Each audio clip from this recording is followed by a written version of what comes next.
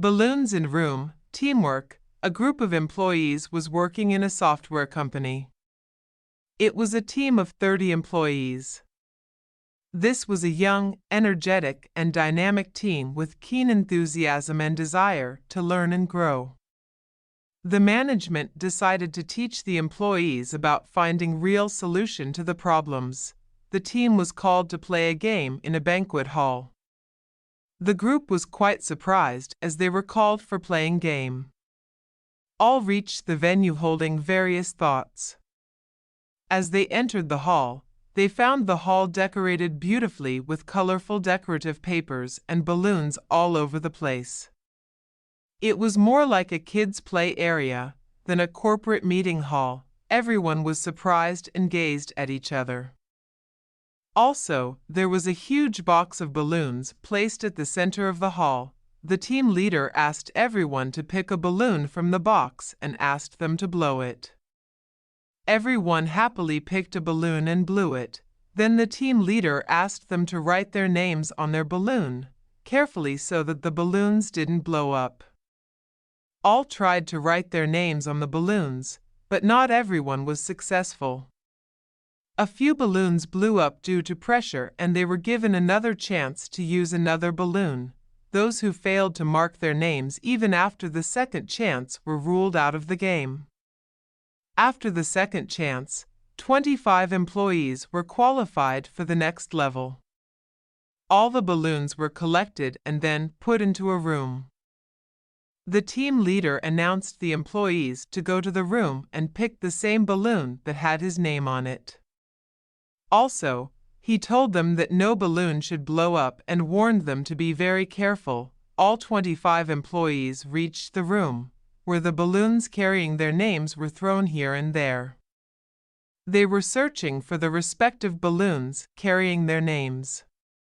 While they were in a rush to find the respective balloons, they tried not to burst the balloons. It was almost 15 minutes and no one was able to find the balloon carrying his own name. The team was told that the second level of the game was over. Now it is the third and final level. They asked the employees to pick any balloon in the room and give it to the person named on the balloon.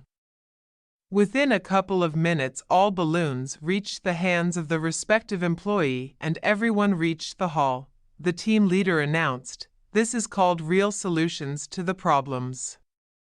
Everyone is frantically hunting for solutions to the problems without understanding the ideal ways. Moral: many times, sharing and helping others give you real solutions to all problems. Help out each other to ease things. If not now, when? Once upon a time a beggar came to Yudhishthir. He asked him for help. Yudhishthir was busy that time, so he just replied, "Come tomorrow." Beggar left.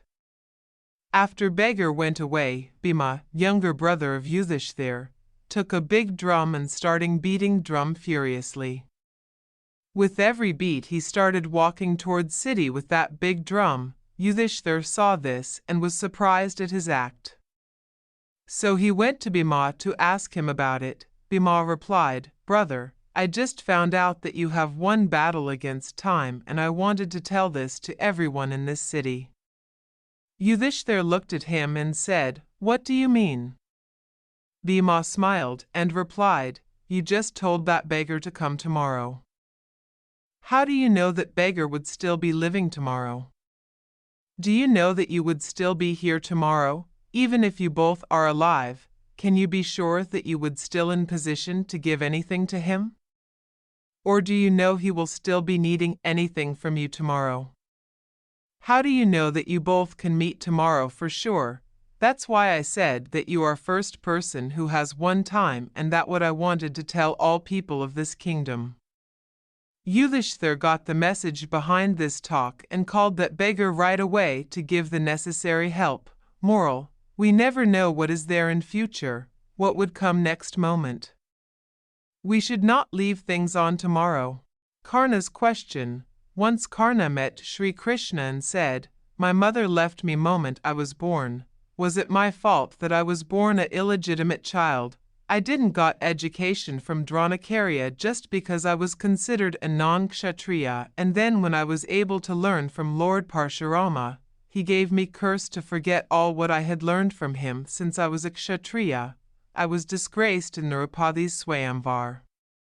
My mother Kunti finally told me truth just to save her other sons.